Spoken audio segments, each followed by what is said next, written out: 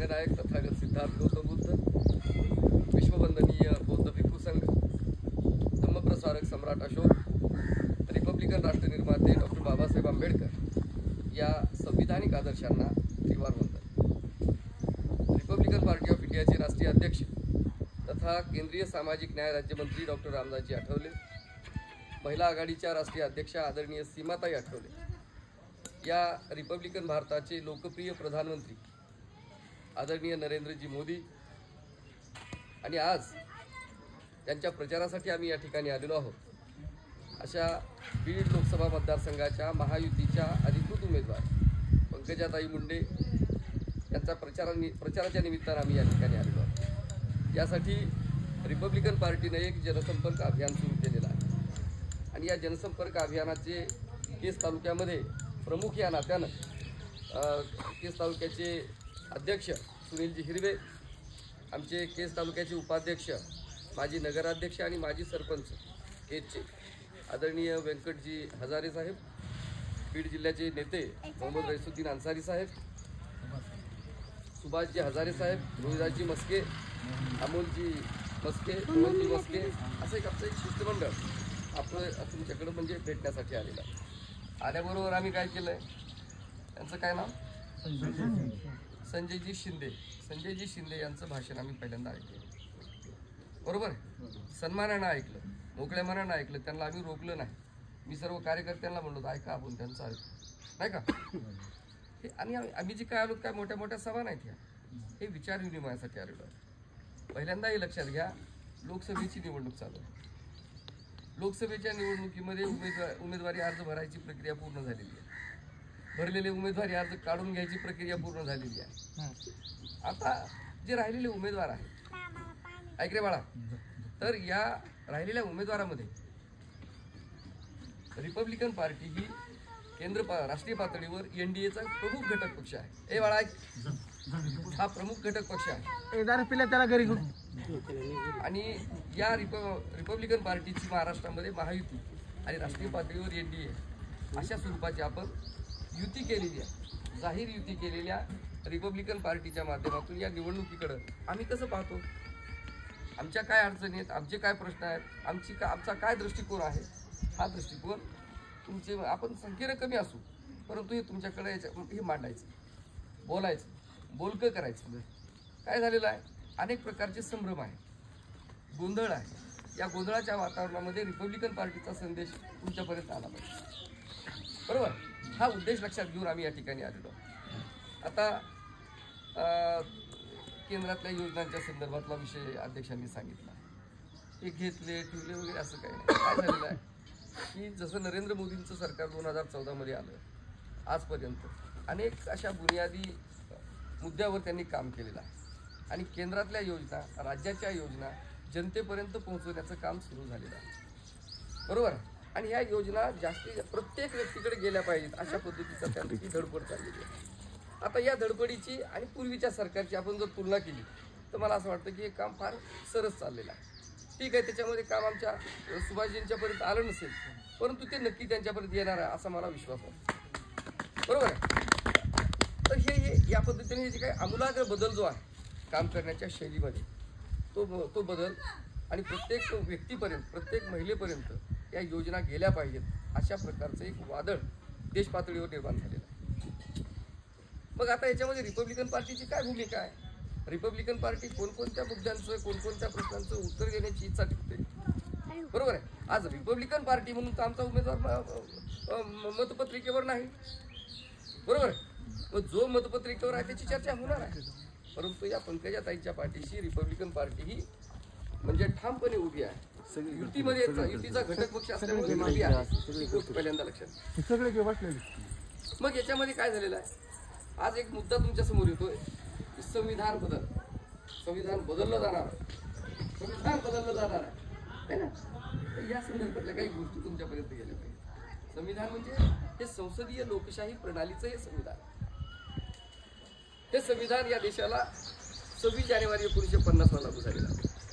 व या संसदीय लोकशाहीचा इतिहास काय, इतिहास असा आहे की 2500 वर्षपूर्वी म्हणजे इसवी सन पूर्व मोहनजोदडो हडप्पा संस्कृती, त्याच्यानंतर महाजनपद, त्यानंतर शाक्य संघ, त्यानंतर बौद्ध भिक्खू संघ आणि आज भारतीय संसद. हे लोकशाहीच्या पद्धती, लोकशाहीच्या प्रणालीचे ह्या पाऊलखुणा आहेत. या ठिकाणी लोकशाही पद्धतीने काम चालायचं. मग ही इतकी प्राचीन ही लोकशाही संस्कृती आहे. ही लोकशाही संस्कृती भारतामध्ये जन्मली, भारतातून जगभर पसरली. म्हणून भारताला लोकशाहीच्या संदर्भात मार्गदर्शक म्हणून मानलं जातं राष्ट्रीय आंतरराष्ट्रीय पातळीवर. मग या लोकशाहीचे समर्थक कोण आहेत? तर लोकशाहीचे खंदे समर्थक, लोकशाहीचे खंदे निष्ठावान हे भीमनगरमध्ये असलेले बांधव आहेत. हे लक्षात घ्या. बरोबर आहे. त्यांना कुणी दलित म्हणतंय, त्यांना कुणी मागासवर्गीय म्हणतंय, त्यांना कुणी बिचार म्हणतंय. अरे काय ह्याचा विचार? ऐका, आम्हाला घरकुल मंजूर जरी झालं ना तर त्या भिताडावर आम्ही प्लास्टर करताना तिथं धम्मचक्र काढतो.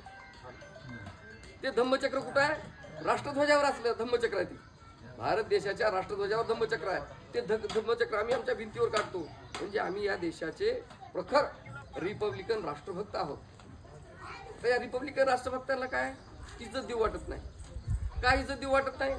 तर सगळा समाज आपल्या देशामधला हा जातीमध्ये सडत आहे, जातीच्या उच्चनीचतेमध्ये सडत आहे. त्याच्यामुळे त्यांना हे खालचे वाटते बाहेर. परंतु संविधानाच्या दिशेने विचार जर केला तर हा या संविधानिक भारताचा नीतिमान लोकशाही समाज, आदर्श समाज हा समाज. बाकीचे काय म्हणतील? शेतकरी संघटनेवाले काय म्हणतील? ऊसाला भाव द्या, कापसाला भाव द्या, सोयाबीनचा भावही झाला. म्हणजे ह्याच्यावर ते बोलतील. त्या आम आदमी पक्षाचे लोक कशावर बोलतील? भ्रष्टाचार, ते लोकपाल, जनलोकपाल ह्याच्यावर बोलतील. आता काँग्रेसचे लोक काय करतील? स्वातंत्र्याच्या म्हणजे वेगवेगळ्या दंतकथा सांगतील, स्वातंत्र्याची लढाई अशी होती तशी होती. आपले रिपब्लिकन पार्टीचे लोक आले ते काय म्हणतील? संविधान संविधान संविधान. संविधानाशिवाय दुसऱ्यांना काय पडलं नाही. संविधानाचं रक्षण, संविधानाचं संरक्षण, संविधानाबद्दल प्रबोधन हे करणारा जो वर्ग आहे तो भीमनगर. मग हा भीमनगर मधला वर्ग रातोरात तयार झाला का? नाही. बाबासाहेबांचं आंदोलन 1907 ते 1956 पर्यंत चाललं. आणि त्या आंदोलनामध्ये जे लोक बाबासाहेबांच्या नेतृत्वाखाली आंदोलित झाले, बाबासाहेबांच्या त्या आंदोलनातून संस्कारित झाले, त्या सगळ्या लोकांना बाबासाहेबांनी बोलवलं. तर 14 ऑक्टोबर 1956 नागपूरला बोलवलं आणि त्या लोकांना धम्माची दीक्षा दिली. आणि धम्म दीक्षित करून त्यांना सांगितलं की आता तुम्ही जातीतून बाहेर आला, तुम्ही धर्मातून बाहेर आला, तुम्ही आता धम्म दीक्षित झालेला आहात. आणि तो धम्म दीक्षित वर्ग रिपब्लिकन भारताला बाबासाहेबांनी अर्पण केला. का अर्पण केला? का धम्माची दीक्षा दिली? धम्माची दीक्षा याच्यासाठी दिली की या भारत देशाला लागू केलेली संसदीय लोकशाही ही बौद्ध भिक्खू संघातून घेतलेली आहे. बुद्धाचा धम्म म्हणजे संसदीय लोकशाही. जे घरामध्येच संसदीय लोकशाहीचे धडे घेतात, जे घरामध्येच संसदीय लोकशाहीबद्दल निष्ठा निर्माण होणारे संस्कार घेतात, त्या लोकांच्या माध्यमातूनच ही संसदीय लोकशाही, हे संविधान हे सुरक्षित राहणार आहे, त्याचं रक्षण होणार आहे, असं हे सूत्र आहे. बरोबर आहे. आता आपल्यालाच का काय संविधानाचा जास्त? हे बाबासाहेबांनी संस्कार दिलेले आहेत आणि बाबासाहेबांनी या राष्ट्राला आपल्याला अर्पण केलेलं आहे. या दिशेने विचार करत असताना आज जे कुणी बांधव आहेत संविधान धोक्यात आहे म्हणतात. बघा, कुणी म्हणतात संविधानाची समीक्षा करायची, संविधान बदलायचे. मोहनजोदडो हडप्पा संस्कृतीमध्ये संविधान संसदीय लोकशाही होती, महाजनपद मध्ये होती, शाक्य संघामध्ये होती. त्या शाक्य संघाचे सिद्धार्थ गौतम बुद्ध सभासद होते आणि त्या शाक्य संघाच्या माध्यमातून लोकशाही पद्धतीने निर्णय घेतले जायचे, प्रस्ताव मांडला जायचा. प्रस्ताव मांडल्यानंतर त्या सभासदांनी त्याच्यावर चर्चा करायची. चर्चा झाल्यानंतर निर्णय होणार. एक तर तो बहुमताने निर्णय होईल किंवा एकमताने निर्णय होईल. मग निर्णय झाल्यानंतर मग त्याची अंमलबजावणी करायची. त्या बहुमताने झालेल्या, एकमताने झालेल्या निर्णयाच्या विरोधात जर कुणाला जायचं असेल तर त्याला शिक्षा होती. बरोबर. ती शिक्षा काय होती? एक तर त्याची स्थावर मालमत्ता जप्त करा, नंबर 2 त्याच्या कुटुंबियावर बहिष्कार टाका आणि नंबर 3 त्याने देशातून निघून जायचे. कारण लोकशाही पद्धतीनं झालेल्या निर्णयाच्या विरोधात गेला त्याला ही शिक्षा होती. ती शिक्षा सिद्धार्थ गौतम बुद्धांना भोगावी लागली. का? तर रोहिणी नदीच्या पाण्याचं प्रकरण आलं शाक्य संघामध्ये. शाक्य आणि कोली यांच्या मध्ये सातत्यानं रोहिणी नदीच्या पाण्याहून म्हणजे भांडणं होतात. ए भाऊ ऐक ना, बर का. तर ते त्यांच्या आपसामध्ये भांडणं व्हायचे. ते प्रस्ताव असा आला की कोरियांच्या विरोधामध्ये युद्ध झालं पाहिजे. सगळं सभागृह त्या बाजूला आहे, युद्धाच्या बाजूला आहे. आणि सिद्धार्थ गौतम बुद्ध त्या सभागृहाचे सभासद आहेत. ते म्हणतात युद्ध करू नका, युद्धाची परंपरा सुरू करू नका. यावेळेस तुम्ही करताल, पुढच्या वेळेस तयारी करून ते बी आपल्या विरोधात करतील आणि ही युद्धाची प्रक्रिया चालूच आहे. काय करा, दोन्हीकडून कमिट्या निर्माण करा आणि त्या समित्याच्या माध्यमातून चर्चा घडवून हा प्रश्न मिटवा. पण बहुमताने निर्णय काय होतोय, युद्ध झालं पाहिजे. हे एकटं मत बाजूला पडतंय आणि बहुमताना तो निर्णय होतो. मग सिद्धार्थ गौतम बुद्ध विचार करतात की इथं बहुमतानं जनतेच्या विरोधातला निर्णय झालेला आहे, जनहित विरोधी निर्णय झालेला आहे, म्हणजे लोकशाहीमध्ये काहीतरी उणीव आहे. मग ती उणीव शोधण्यासाठी, लोकशाहीचा सन्मान करून, लोकशाहीच्यासाठी त्या निर्णयाच्या विरोधात जाण्यासाठीची शिक्षा स्वीकारून देशत्यागासाठी ते जातात आणि लोकशाहीच्या त्या प्रणालीचं समीक्षा करतात. काय उणीव आहे आणि त्या उणीवा भरून विकसित झालेली जी काही लोकशाही आहे ती लोकशाही ते बौद्ध भिक्खू संघामध्ये अंमलात आणतात अध्यक्ष महोदय. आणि मग बाबासाहेब काय म्हणतात, मी शाक्य संघातून ही प्रणाली घेऊन राष्ट्र लागू करत म्हणत नाहीत. ते म्हणतात मी बौद्ध भिक्खू संघातून ही प्रणाली घेऊन या भारत देशाला लागू करत आहे आणि ती लोकशाही 26 जानेवारी 1950 लागू. म्हणजे लोकशाहीचं त्या संविधानाचं जर समीक्षण करायचं आहे ते बुद्धांनी केलंय ना. आता जर कोणी जागीरदार माहित असेल की आम्ही संविधान बघू, लोकशाहीची समीक्षा करू, काय बुद्धापेक्षा पुढचं आहे. बुद्धांना जे काही त्यांची जी काही प्रतिभा आहे त्याच्या पुढचा आहेस का. याला लोकशाहीचं लव आहे. लोकशाहीच्या बद्दल हा निरक्षर माणूस आहे आणि हा काय जातीमध्ये आणि धर्मामध्ये सडत असल्यामुळं तो लोकशाहीचा, त्या संविधानाचा द्वेष करतो.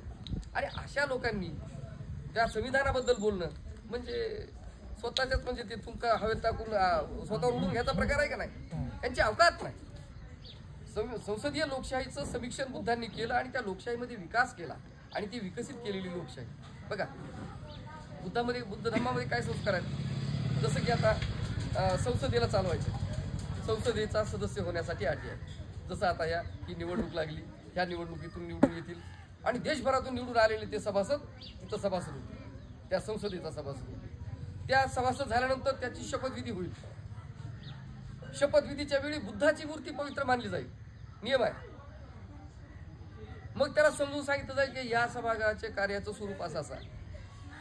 मग त्या सभासदाने नियमित बैठकांना हजर राहिलं पाहिजे. बैठक सुरू करण्याच्यासाठी किमान संख्या, कोरम कशाला म्हणतात, प्रस्ताव कसा मांडायचा, त्यात कपात सूचना कशी सुचवायची, गुप्त मतदान, मतमोजणी, पक्षप्रतोदांचे आदेश, हे सगळं बुद्धाच्या धम्मात आहे. आणि बुद्ध धम्माचे नियम आणि तेच संघाचे नियम आणि संसदेचे नियम एकच आहे. मग ते संसदेचे बुद्धाच्या धम्माची दीक्षा घेणारे या देशामध्ये सगळ्यात सरस असले पाहिजेत ना, संस्कारित असले पाहिजेत ना, ट्रेंड असले पाहिजेत ना. ते ट्रेंड आपण आहोत, बरोबर आहे. आणि ह्याला प्रधानमंत्र्यांची मान्यता आहे, राष्ट्रपतीची मान्यता आहे, प्रशासनाच्या, तुमच्या तहसीलदाराला विचारा ना.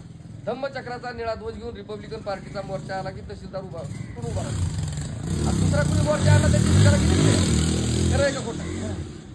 हे बाबासाहेबांचं आंदोलन जे आहे ना हे या समाजामध्ये रूढ झालेलं आहे. आता काय चाललंय, बाबासाहेबांच्या पार्टीचं म्हणजे बाबासाहेबांचं नाव घ्यायचं. कसं नाव घ्यायचं, स्वतःचीच पार्टी काढायची वैयक्तिक, आणि पार्टी काढून किंवा दुसऱ्या कोणाच्या ह्याच्या पार्ट्यामध्ये राहून तिथं राहून बाबासाहेबांचं नाव घ्यायचं. अरे बाबासाहेबांच्या पार्टीत येऊन बाबासाहेबांचं नाव घेणे, पार्टी वाढेल ना. एका खासदाराचे 10 खासदार होते, 10 खासदाराचे 100 होते. आपला बी प्रधानमंत्री कधीतरी होईल. ही जी फॅशन निघाली वेगवेगळ्या पक्षात जाऊन बाबासाहेबांचं नाव घेणं, हे रिपब्लिकन पार्टी हे कोण घेणं. आजच्या या परिस्थितीमध्ये आम्ही तुमच्यापर्यंत कशासाठी आलो की रिपब्लिकन पार्टी मजबूत झाली पाहिजे. हे रिपब्लिकन पार्टीचे लचके तोडणारे जे घटक आहेत, बहुजन म्हणजे काय, काशीरामनं जे बहुजन काढलं, काय बहुजनचा अर्थ आहे, ब्राह्मण सोडून बाकीचे बहुजन. सुभाष लाभासूत्र, ब्राह्मण सोडून बाकीचे बहुजन. नरेंद्र मोदी ब्राह्मण नाहीत, आलं का बहुजनाचं राज्य. पंकजा मुंडे ब्राह्मण नाही, आलं का बहुजनाचं राज्य. एकनाथ शिंदे, अजित पवार ब्राह्मणाचं नाही, आलं का बहुजनाचं राज्य. असल्या तकलादू असंविधानिक संकल्पना काढून रिपब्लिकन संकल्पनेच्या समोर लंगानाच करत आहेत. बाबासाहेबांचं नाव घेऊन ही असल्या संकल्पना घेऊन लोकांकडे चालले रिपब्लिकन संकल्पना ही जी आहे ही संविधानिक संकल्पना आहे. संविधानाची मान्यता असलेल्या रिपब्लिकन म्हणजे सगळ्या प्रजासत्ताक भारतीयांच्यासाठी आम्ही आहोत. बाकीचे कशासाठी आहेत? आपापल्या जातीसाठी आहेत. आम्ही कोणासाठी आहेत? अखंड भारतीयांसाठी आहोत, आहे ना. इतका मोठा व्यापक विचार बुद्धांचा, सम्राट अशोकांचा आणि बाबासाहेबांचा हा विचार आहे. बौद्ध भिक्खू संघाचा हा विचार आहे. हा विचार घेऊन जाण्यासाठी आम्ही काय केलं पाहिजे? हे संविधान, ही संसदीय लोकशाही या संदर्भात बारकाईने विचार केला पाहिजे. बरोबर आहे. आता आमच्या अध्यक्षांनी काँग्रेसबद्दल बोलले. काँग्रेसचं काय केलं? म्हणजे इंग्रजांचा भारत होता, इंग्रजांचं राज्य होतं. त्यावेळेस बाबासाहेब होते.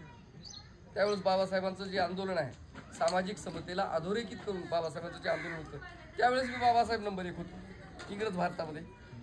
इंग्रजांच्या तावडीतून देश स्वतंत्र झाला. स्वतंत्र भारतातही बाबासाहेबांचं आंदोलन नंबर 1 वर होतं. त्यानंतर प्रजासत्ताक भारत झाला, रिपब्लिकन भारत झाला, तिथंही बाबासाहेबांचं आंदोलन नंबर 1 वर आहे. म्हणून बाबासाहेबांची धसकी ही काँग्रेसला होती. त्या धसकीमधून काय केलं काँग्रेसनं? आणि काँग्रेसच्या समोर प्रत्येक मतदारसंघामध्ये 1952ची पहिली निवडणूक असेल, प्रत्येक मतदारसंघामध्ये राष्ट्रीय पातळीवर शेड्यूल कास्ट फेडरेशन ही प्रत्येक मतदारसंघामध्ये काँग्रेसच्या समोर प्रमुख विरोधी पक्ष म्हणून उभी आहे. बरोबर आहे. मग आजचा प्रमुख विरोधी पक्ष उद्याचा सत्ताधारी होणार. त्यामुळे काँग्रेसनं काय ठरवलं? बाबासाहेबांचं महापरिनिर्वाण झाल्यानंतर 6 डिसेंबर 1956ला, त्यानंतर डिसेंबरच्या नंतर मार्च एप्रिल मध्ये लगेच 57च्या लोकसभेच्या निवडणुका लागल्या. आणि या निवडणुकीच्या नंतर शेड्यूल कास्ट फेडरेशनच्या नावाने निवडून आलेले जे जनप्रतिनिधी आहेत त्या सगळ्यांचे ते जनप्रतिनिधी, नेते, कार्यकर्ते नागपूरला आले. आणि 3 ऑक्टोबर 1957ला रिपब्लिकन पार्टीची स्थापना झाली. स्थापना झाल्यानंतर त्यांना असं वाटलं की आता इथं जमून बाहेर आलेलं आहे, आता काँग्रेसची सत्ता ही खेचून घेते. म्हणून काँग्रेसनं काय केलं? जसं आता एका शिवसेनेच्या 2 शिवसेना झाल्या, एका राष्ट्रवादीची 2 राष्ट्रवादी झाल्या, तसा हल्ला सत्ताधारी काँग्रेसनं तत्कालीन 1957ला आपल्यावर केला. रिपब्लिकन पार्टीवर हल्ला केला, रिपब्लिकन नेत्यावर हल्ला केला आणि रिपब्लिकन पार्टीला मतदान करणारा हा जो वर्ग आहे त्या वर्गावर बी हल्ला केला. त्यांच्यावर अन्याय अत्याचाराचं सूत्र सुरू केलं.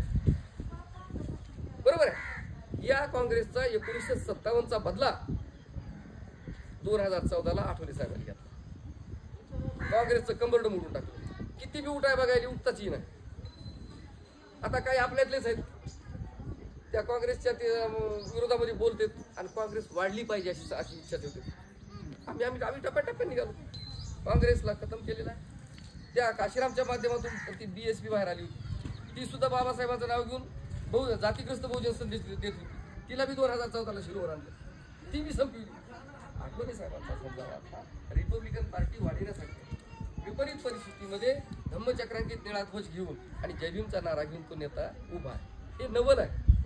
एखादा दुसरा असं तर पळून गेला असता, न काय बाबा म्हणला असता. अशा परिस्थितीमध्ये उभा असलेल्या खंबीर नेत्याच्या पाठीशी आपण आहोत. आणि त्यांचा आदेश आला. अध्यक्षांनी सांगितलं की त्यांच्या आदेशानुसार आम्ही या ठिकाणी आलेलो आहे आणि आमची अशी विनंती आहे की ह्याला मतदान द्या, नाहीतर त्याला द्या. आणि आम्ही पंकजाताईसाठी आलो. हे नाही, आम्ही पंकजाताईंच्या प्रचारासाठी महायुतीच्या नात्याने आम्ही आलेलो आहे, जाहीरपणे आलेलो आहे. आणि तुम्ही कमळाला पंकजाताईंच्या कमळ या चिन्हासमोर तुम्ही मतदान करा. बरोबर आहे. त्याला गेलं की मग ताईला येणार इकडं वळण तिकडं वळण असले अशा मिंगळट गोष्टी बोलायला आम्ही आलेलो नाही. आम्ही स्पष्ट संदेश द्यायला आलेलो. बरोबर आहे. त्या गोष्टी तुम्ही समजून घ्या. अनेक मुद्दे आहेत, काही एका दिवशी बोलावं असं नाही. परंतु रिपब्लिकन पार्टी वाढली पाहिजे. रिपब्लिकन पार्टीचे जर आता ऐक्य केलं असतं आपल्या सगळ्यांनी तर 10 खासदार महाराष्ट्रात आले. बरोबर आहे. आणि प्रत्येक राज्यात 2-2 जरी धरलं तर आपले 70, 80, 100 खासदार आजच्या या निवडणुकीमध्ये लोकसभेत गेले असते आणि 100 खासदारावर प्रधानमंत्री आपला झाला असता. कुणाचे पाठिंबे घेतले असते आपण. बरोबर आहे. पण रिपब्लिकन पार्टीचे लचके तोडणारे जे काही गिधाड आहेत या सगळ्यांना आपल्याला ओळखावं लागेल. आणि रिपब्लिकन पार्टीच्यासाठी आपण तनमनधनानं काम केलं पाहिजे. स्वाभिमान फुकट नाही मिळणार अध्यक्ष. आम्ही असं म्हणण्यासाठी नाही आलो की केंद्राच्या योजना देणार आहे तर मग तुम्ही आमच्या भागे या. साहेब तिथं आहेत. साहेबाच्यामुळं आमच्या आपले तिथपर्यंत हात चाललेले आहेत. काही गोष्टी यायल्यात, येत्या जात्या म्हणण्यापेक्षा आल्यात. पण काही गोष्टी आल्यात तर आमच्या त्या तुमच्या तुम्हाला दिसाल्यात. आम्ही पटवून सांगाय आलो नाही आणि आणखी आम्हाला लय मोठे करा तुमचं करतो यासाठी बी आम्ही आलो नाही. इकडे बघा, आपण शांतपणानं काम करू. हे काही रातोरात होणारं काम नाही. आपल्यावर फार मोठ्या लोकांची म्हणजे कुणालाच असं वाटत नाही की रिपब्लिकन पार्टी वाढली पाहिजे. आपल्या त्यांना बी वाटत नाही. ज्यांच्या डोक्यात म्हणजे ही किडे मोकळे झाले त्यांना बी वाटत नाही की रिपब्लिकन पार्टी वाढावी. रिपब्लिकन पार्टी वाढविण्याच्यासाठी ही शिष्टमंडळ इथं आलेलं आहे. मला असं म्हणायचं आहे की आजच्या या परिस्थितीमध्ये म्हणजे जो उमेदवार जाणार आहे दिल्लीमध्ये, काढा ना तुम्ही. दिल्लीत गेल्यानंतर संसदेमध्ये जे काही प्रस्ताव मांडायचे, त्याच्यावर जे मत व्यक्त करायचं, त्या ज्या योजना बनवायच्या, ती बनलेली योजना जी आपल्या मतदारसंघापर्यंत आणायची, असा धमक असलेला नेता कोणता आहे? कोणता उमेदवार आहे? हे रिपब्लिकन पार्टीनं सपोर्ट केलेला हाच उमेदवार आहे ना. पंकजाताई ते काम करू शकतात तर आपण बोला, बरोबर आहे. आता फरक करायचा आहे ना, तर या देशामध्ये संविधानिक पर्याय, संविधानाची भाषा बोलणारी एकच पार्टी म्हणजे रिपब्लिकन पार्टी. मग आमच्या युत्या ऐका ना, युत्या होत्या, आघाड्या होत्या, त्या तत्कालीन असतील, या राजकीय असतील, परंतु वैचारिक लेवलवर जे काही संविधानिक मुद्द्यावर आहे हे रिपब्लिकन पार्टी ही खंबीरपणानं या ठिकाणी काम करत आहे. हे तुमच्याकडे लक्षात घ्या आणि आपण आपली ताकद वाढवूया. वेगवेगळ्या निवडणुकीच्या माध्यमातून, वेगवेगळ्या कृती कार्यक्रमांच्या माध्यमातून आपण पुढे जाऊ. काय म्हणता अध्यक्ष है ना? या ठिकाणी सुनीलजी हिरवे यांनी गावोगाव जाण्याचं नियोजन करत आहेत. सकाळपासून आमच्या ही भेटीगाठी व्हायला लागल्या. असे छोटे छोटे मिटिंग आम्हाला करायचे. 5 लोक असतील, आम्ही त्यांना समजून सांगतो, बरोबर आहे. पण ही रिपब्लिकन पार्टी वाढली पाहिजे ही तळमळीची भावना तुमच्याकडे व्यक्त करण्यासाठी आम्ही आलेलो आहे. आजच्या या दिनी थोडक्यात सांगत असताना मी एवढंच म्हणेन, काय अध्यक्ष महोदय, की आपण देशाच्या संसदेकडे पहा, या संसदीय लोकशाहीकडे पहा. संसदीय लोकशाहीचा जो इतिहास आहे, उज्ज्वल इतिहास आहे, त्याच्याकडे पहा. आणि त्याच्यामध्ये आम्ही कोण आहे? मी बाबासाहेबांचा भीमसैनिक आहे.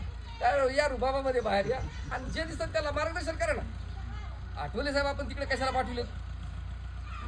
सगळ्याला मार्गदर्शन करण्यासाठी दिल्लीला पाठवलेलं आहे. आमचा नेता मार्गदर्शक आहे. तर आपल्यातलेच काही येडेगाजर म्हणतात, ते कविताच म्हणतात. आर्थिक कविता प्रधानमंत्र्याला आवडती, राष्ट्रपतीला आवडती, विरोधी पक्ष नेत्याला आवडती, सगळ्या टीव्ही चॅनलला आवडती, पत्रकाराला आवडती, संपादकाला आवडती, साऱ्या दुनियाला आवडती. तुला काय आवडत?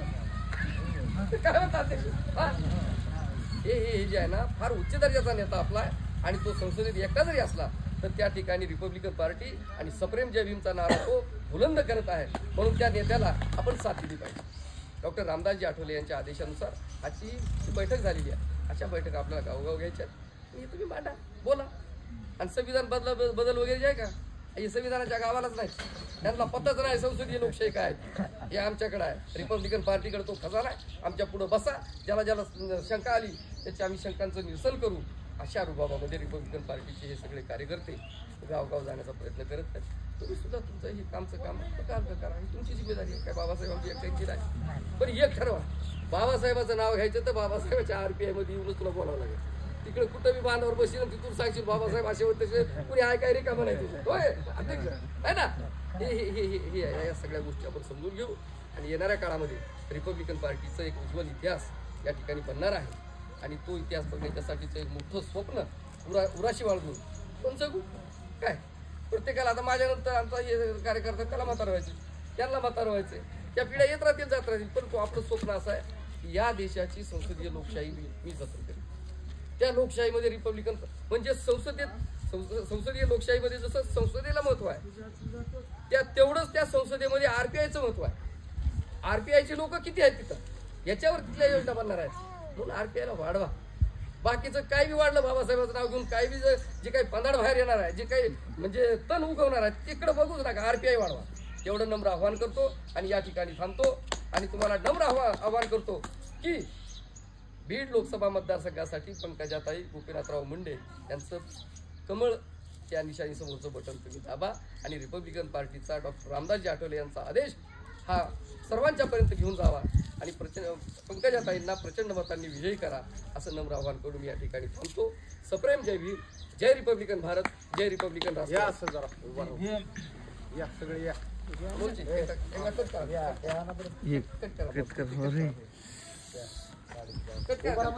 लाल बटन